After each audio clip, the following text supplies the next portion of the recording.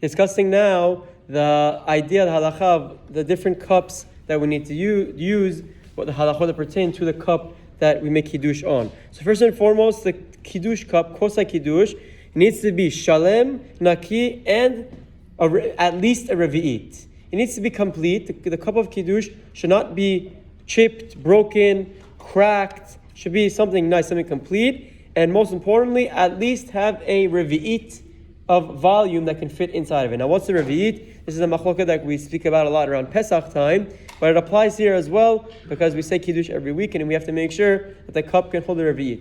The halakha according to us Sfaradim, based on the Gemarot in Masachet Psachim and all of the sugyot over there, traditionally we held that a revi'it was 86 cubic centimeters, grams of water. It's not a weight measure; it's a volume measure. Obviously, it's a liquid. Rav Vaida recently, in the past couple of years, he did more research into it, and he found based on the Darham that it's actually 81 cubic centimeters. So anywhere from 81 to 86, there's no real difference for us. 5 milliliters isn't so much, but that's the halacha for us Faradim, that a revi'it is at least it's 81 milliliters of wine. So the cup needs to have a volume that can fit that amount, which translates to around 2.75 to 3 fluid ounces in our non-metric system, and for us when we look at ounces. So that's the first and most important thing.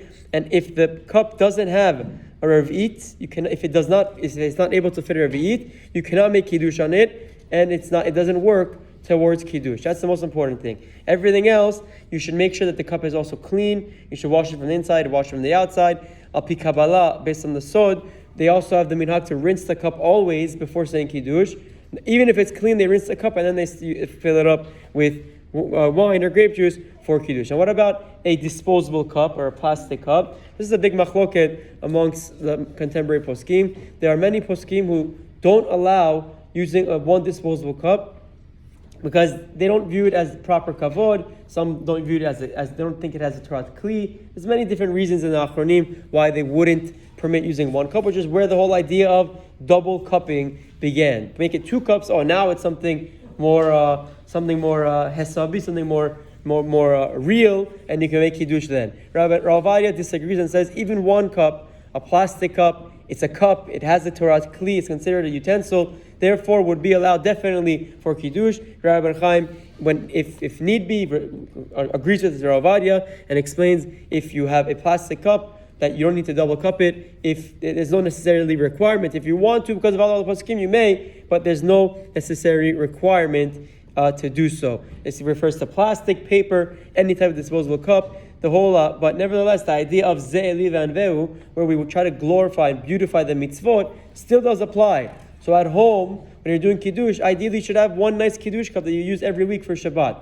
Don't now just use a plastic cup every week. No, get one nice Kiddush cup one time that'll last forever, something beautiful for the mitzvah. Now last, but probably as important, when it comes to making Kiddush, we have 2 things. We like to have a full cup, a kos maleh. We also have to make sure that it's not a kos pagum, that the cup is not considered a pagum. Now what's pagum?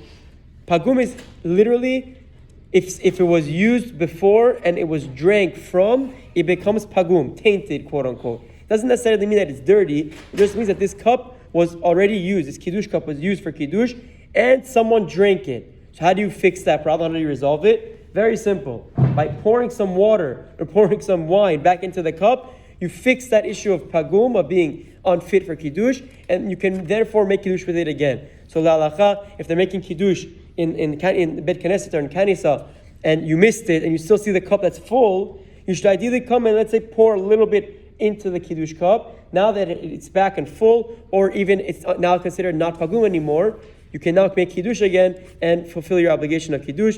B'diavad, if you're stuck in a situation that there's no more wine in the whole building, and you haven't heard Kiddush, and that cup that they said from has the revi'it still in it, the Rav Vaida explains that you're still yotzeh if you make Kiddush on that, but ideally just pour some water, pour some grape juice, pour some wine back into the cup to make it no longer pagum and fit for Kiddush. Have a wonderful day and Shabbat Shalom.